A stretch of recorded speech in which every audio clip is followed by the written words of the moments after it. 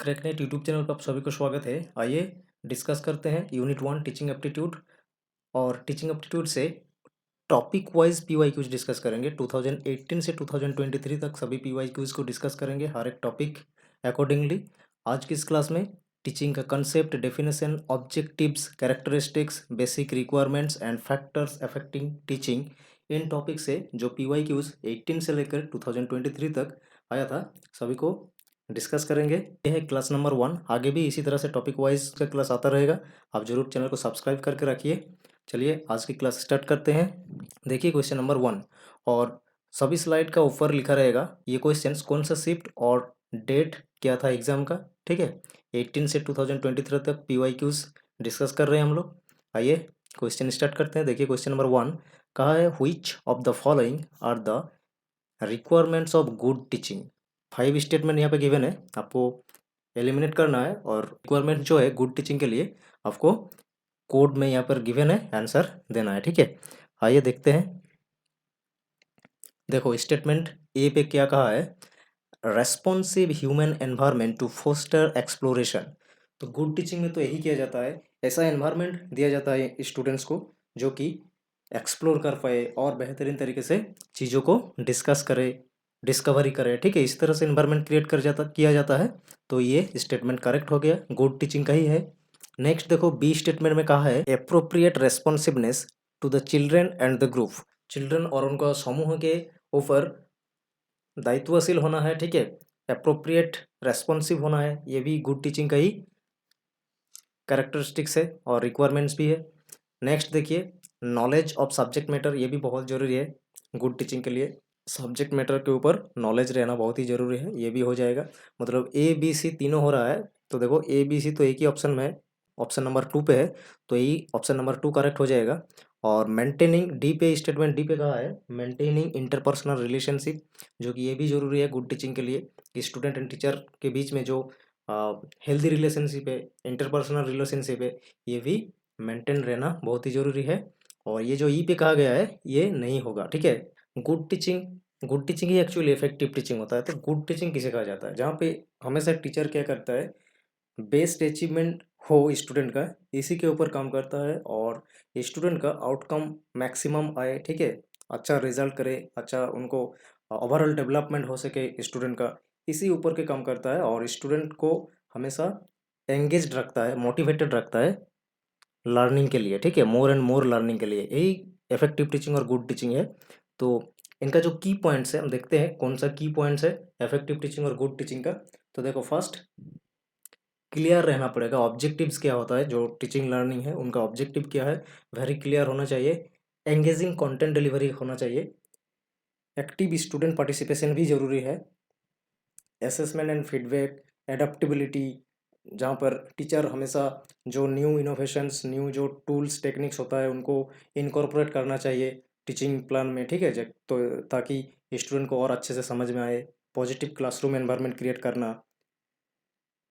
Subject matter expertise होना बहुत ज़रूरी है टीचर को, ताकि अच्छे से समझा पाए चीज़ों को। ठीक है, effective communication, problem solving skills, empathy and understanding, time management, use of technology, differentiated instruction, continuous learning, engagement and motivation करना चाहिए स्टूडेंट्स को। फिर एक्टिव लिसनिंग होना चाहिए, स्टूडेंट का भी कोई रोल होता है, जैसे कि एक्टिव लिसनिंग करना, क्या टीचर एक्चुअली समझाना चाह रहा है। ठीक है, एक्टिवली पार्टिसिपेंट्स करना होता है स्टूडेंट्स को। इसी तरह से कोलाबोरेशन होना पड़ेगा। ठीक है, ये सब की पॉइंट्स है जो कि इफेक्टिव टीचिंग और गुड टीचिंग का है। आइए नेक्स्ट क्वेश्चन नंबर 2, देखिए क्या कहा है, which of the following are the basic requirements for effective teaching. Effective teaching के लिए बेसिक रिक्वायरमेंट्स क्या है। देखो स्टेटमेंट ए पे कहा है, teaching only what is included in the curriculum.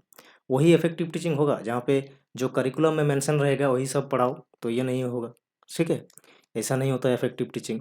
More and more learning करना होता है, जहाँ पे स्टूडेंट का ओवरऑल डेवलपमेंट हो पाए, जो कि लिमिटेड होगा। करिकुलम में तो लिमिटेड ही होगा, तो वहाँ पर अगर कोई एक करिकुलम को ही पढ़ा रहा है, ठीक है, तो इनमें इनमें क्या होगा, इफेक्टिव टीचिंग नहीं होगा, तो ये नहीं आएगा। तो देखो ए यहाँ पर है और यहाँ पर ए स्टेटमेंट है, मतलब ये 1 और 4 ऑप्शन आपका आंसर हो ही नहीं सकता। ठीक है, तो बी स्टेटमेंट ने देखो कहा है गुड कम्युनिकेशन स्किल्स।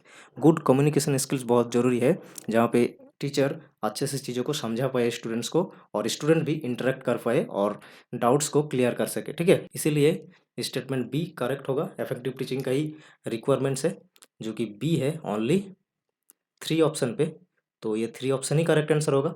बाकी सब प्रैक्टिस कर लेते हैं। देखो सी स्टेटमेंट में कहा है यूजिंग ए रिग्ड टीचिंग अप्रोच, ठीक है। इफेक्टिव टीचिंग में ऐसा नहीं होता है। एक्सेलेंट सब्जेक्ट नॉलेज बहुत जरूरी है, जो कि है यहाँ पर। और ई पे कहा है ability to contact with students, student के साथ कॉन्टैक्ट कर पाना, मतलब स्टूडेंट को समझ सके और उनका जो लेवल ऑफ अंडरस्टैंडिंग है उनको समझ पाए टीचर, ताकि लेसन प्लान में अच्छा होगा और स्टूडेंट के साथ कनेक्ट भी हो पाएगा टीचर। तो ये भी हो जाएगा करेक्ट।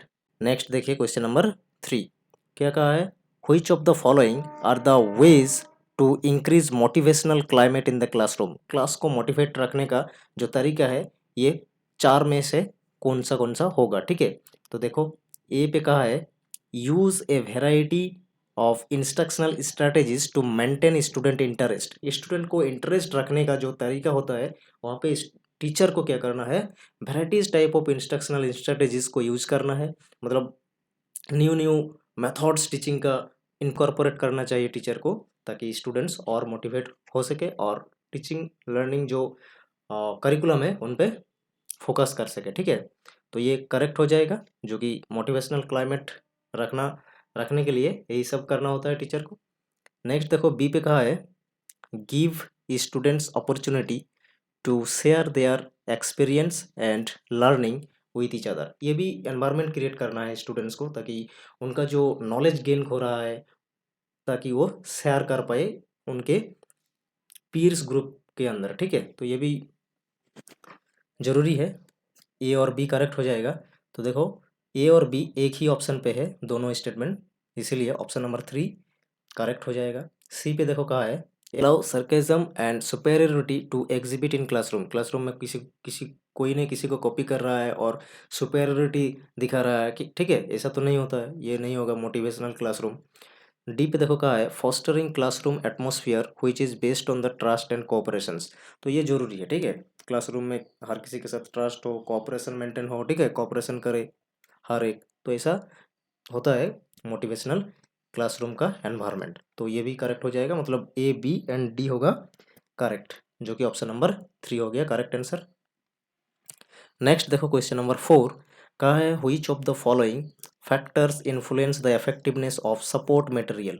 जो कि सपोर्टिंग मटेरियल्स होता है टीचिंग लर्निंग का, तो इनका इफेक्टिवनेस इन्फ्लुएंस करता है कौन कौन सा फैक्टर है, जो निम्न में से दिया गया है। देखो ए पे कहा है क्लैरिटी एंड कम्प्रिहेंसिबिलिटी। जो सपोर्ट मटेरियल से clarity and comprehensibility support material को होना बहुत ही जरूरी है, जहाँ पे हर एक चीज़ को इंक्लूड किया गया है और जहाँ पे स्पष्टता भी है।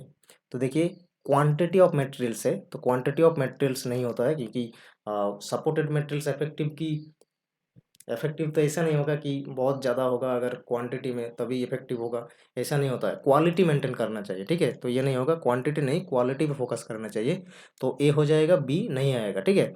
तो ए देखो यहाँ पर है और यहाँ पर है, इन दोनों ऑप्शन में तो ए नहीं है, और यहाँ पर अगर बी है तो ये बी भी नहीं होगा, बी स्टेटमेंट। तो इसीलिए फिर देखते हैं आगे। सी पे कहा है appropriateness for the learners age and level. तो सपोर्टेड जो मटेरियल प्रोवाइड किया जाता है स्टूडेंट्स को, स्टूडेंट का एज अकॉर्डिंगली उन्हें प्रिपेयर करना चाहिए, ठीक है। तो सी होगा, देखो सी यहाँ पर है, मतलब ऑप्शन नंबर 2 करेक्ट होगा। ए और सी आ गया, मतलब डी भी आएगा। Relevance to the learning objectives, जो कि लर्निंग का ऑब्जेक्टिव है उन्हीं के अकॉर्डिंगली सपोर्टेड मटेरियल्स को प्रोवाइड करना चाहिए, ठीक है। डी भी होगा, तो यहाँ पर ऑप्शन नंबर 2 करेक्ट आंसर हो गया। नेक्स्ट देखो क्वेश्चन नंबर 5 कहा है which of the following factors affect learning of learner. Learners का जो लर्निंग है उनको अफेक्ट करता है कौन कौन फैक्टर्स, जो कि मेंशन है यहाँ पर। तो फैमिली स्ट्रक्चर, जैसे कि बहुत लार्ज फैमिली स्ट्रक्चर है, मतलब वहाँ पे लर्नर फोकस नहीं कर पाएगा लर्निंग में, ठीक है। तो ये एक डिसएडवांटेज होता है, इसीलिए ये भी फैक्टर्स है जो कि लर्नर्स का लर्निंग को अफेक्ट करता है, ठीक है। सोशियो इकोनॉमिक स्टेटस ये नहीं आएगा, सोशियो इकोनॉमिक स्टेटस का कोई भी महत्व नहीं है लर्निंग के लिए, ठीक है। कल्चरल बैकग्राउंड बहुत ही ज़रूरी है, जिस कल्चर बैकग्राउंड से है स्टूडेंट्स उनको उसी तरह का सोचना आएगा, ठीक है। स्कूल का टाइप क्या है स्टूडेंट्स का, ये भी फैक्टर्स है स्टूडेंट का लर्निंग के लिए। तो ए, सी एंड डी हो जाएगा इसका करेक्ट आंसर, जो कि ऑप्शन नंबर 1 पे है। नेक्स्ट देखो question number 6, the statement which differentiate teaching from learning. कौन सा स्टेटमेंट है जो कि टीचिंग एंड लर्निंग को डिफरेंशिएट कर रहा है? तो देखो ए पे कहा है teaching is social act and learning is a personal act, तो ये करेक्ट है। टीचिंग पे टीचर स्टूडेंट्स रहता है, मतलब इंटरेक्शन है, ये तो सोशली एक्ट है। लर्निंग क्या है? पर्सनल एक्ट है। हर एक लर्नर का नीड्स अकॉर्डिंगली लर्निंग करता है वो, ठीक है, जो कि जिसका जो नीड है वो फुलफिल करना चाहता है, मतलब ये कि पर्सनल एक्ट हो गया। बी पे देखो कहा है teaching is like selling and buying, तो ये तो नहीं हो सकता, ठीक है। ए करेक्ट है, बी नहीं है, तो यहाँ पे एलिमिनेट करो। देखो यहाँ पे बी है, यहाँ पर भी बी है, मतलब ये ऑप्शन इनकरेक्ट है, ये नहीं आएगा आंसर। ए यहाँ पर है लेकिन ए देखो यहाँ पर नहीं है, मतलब ये भी ऑप्शन एलिमिनेट हो गया। ऑप्शन नंबर हमारा 1 करेक्ट आंसर हो गया, ठीक है। लेकिन हम लोग प्रैक्टिस कर रहे हैं इसीलिए बाकी सब स्टेटमेंट को भी देखते हैं। यहाँ पे कह रहा है कि in teaching influence is directed towards learning and learners while in learning is usually towards one self. कहा है टीचिंग में जो होता है कि टीचिंग जहाँ पे हो रहा है वहाँ पे लर्निंग तो हो ही रहा है, लेकिन लर्निंग अगर है तो वहाँ पर लर्नर वन सेल्फ के लिए काम कर रहा है, मतलब खुद के लिए काम कर रहा है, ठीक है। तो ये भी करेक्ट है, सी भी करेक्ट है, यही तो डिफ्रेंशिएट कर रहा है। नेक्स्ट देखो डी पे कहा है teaching can occur without learning take place. जहाँ पे टीचिंग हो रहा है वहाँ पे लर्निंग नहीं होगा। ऐसा क्या होता है? जहाँ पे टीचिंग होता है हमेशा वहाँ पे लर्निंग तो होता ही है, तो ये भी नहीं आएगा। ई पे देखो कहा है टीचिंग इम्प्लाइज लर्निंग। टीचिंग जहाँ पे है वहाँ पे लर्निंग मतलब हो ही रहा है, ये करेक्ट है। तो ये हो गया ए, सी एंड ई, जो कि ऑप्शन नंबर 1 पे है। 1 करेक्ट आंसर हो गया। देखो क्वेश्चन नंबर 7 क्या कहा है identify the teaching strategies which are employed during indirect instruction.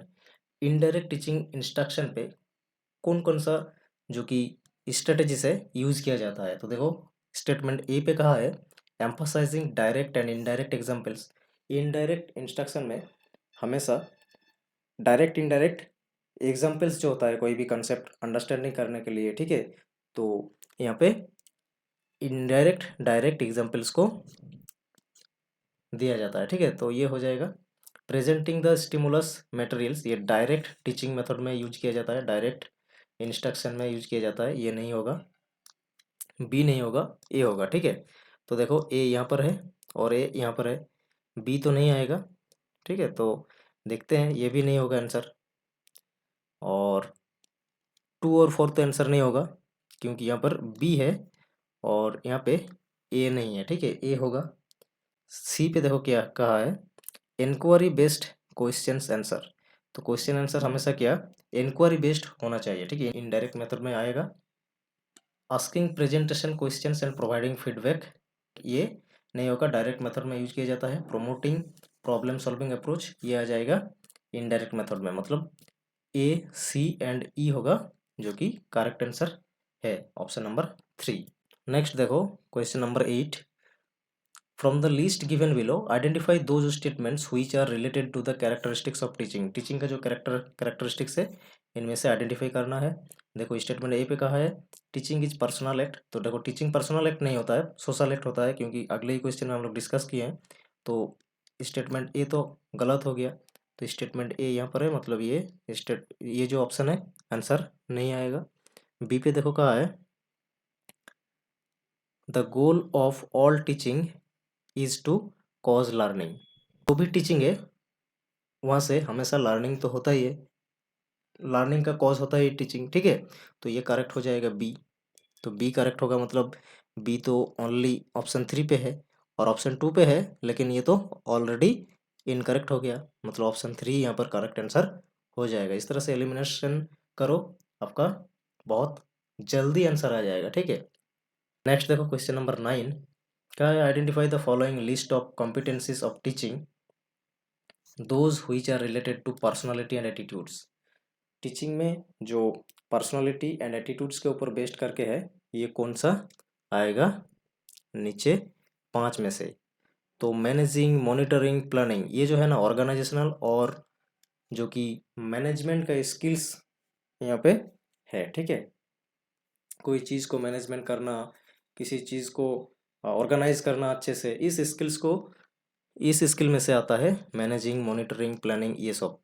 Attitude से लुकास कंट्रोल, सेल्फ एफिशिएंसी, ये हो गया एटीट्यूड्स। एटीट्यूड्स में आएगा ये सब, ठीक है। ये दो होगा, 3 और 5 हो गया करेक्ट। नेक्स्ट देखो question number 10, for effective teaching which of the following is key behaviour. Effective teaching के लिए कौन सा करेक्ट है? तो देखो, making ideas clear to learners who may be at different level of understanding. Ideas को हमेशा, जो कंसेप्ट है, आइडियाज़ है, उनको क्लियर करना है स्टूडेंट के साथ, जिस लेवल पे भी वो बिलोंग करता है स्टूडेंट्स, ठीक है। तो ये करेक्ट है, ये भी इफेक्टिव टीचिंग का बिहेवियर ही होता है, ठीक है। फिर देखो नेक्स्ट क्वेश्चन नंबर 11, यहाँ पर कहा है identify the indirect teaching strategies. Indirect teaching strategies को आइडेंटिफाई करना है। कहा है gaining attention, informing the learner of the objectives and presenting the stimulus material.